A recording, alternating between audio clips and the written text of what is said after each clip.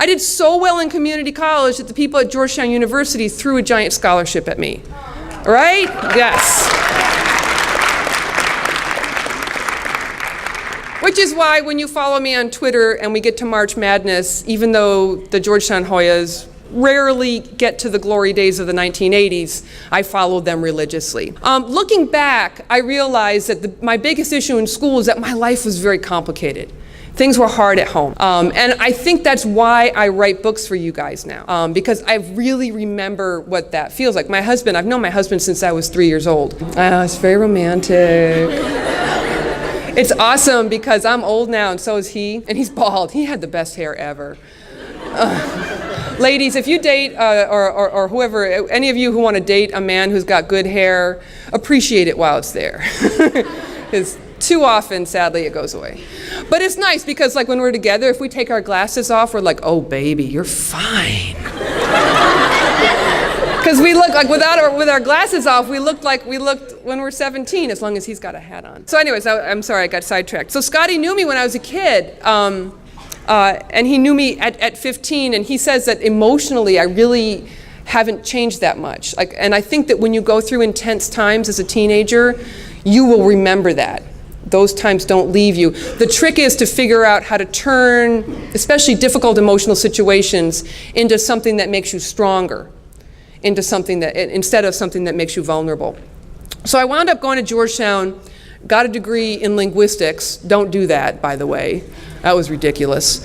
And I didn't study literature. I didn't take many literature classes because I still had in my head, oh, I don't connect with those books. And I thought I was kind of dumb for it. So I got married, had a bunch of babies. It works a little bit easier if you can do it that way. And then started working as a journalist. Because I read all the time. If you read a lot, you wind up becoming a good writer even if you don't want to.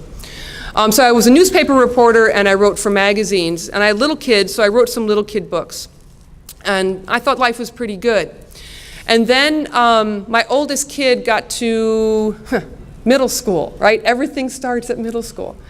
And we had to move. And I woke up one night when she was in middle school and I heard a girl sobbing. And it was so vivid in my mind. I thought it was my daughter Stephanie because she was really miserable because we had just moved and she was in middle school. And so I went down to check on her and she was sound asleep. She was fine. So I crawled back into bed, snuggle down. I love sleeping. I'm really good at it. And I started to drift off to sleep again. Bam! There it is. A girl sobbing, like broken-hearted sobbing in my head. I don't know if this happens to you, but I get, I'll go through patterns where I get reoccurring dreams or reoccurring nightmares, like the same stuff. I also have tornado. Whenever I have a tornado nightmare, I know there's something in my life I'm not dealing with. But what I have found is, and it's just, mostly they just irritate me because I do enjoy sleeping. And so I got up that night and I was like, all right, I'm going to write this one down. Because I find that if you write down a dream or a nightmare, it stops bugging you.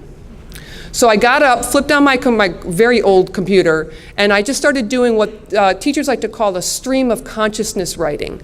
That's where you just, whatever words you can hear in your head, you write them down. You're not worrying about the grammar or what, just write them down, get them on the paper, just so I could go to sleep that night. What I wound up writing that night became the opening pages of my first novel, which is a book called Speak.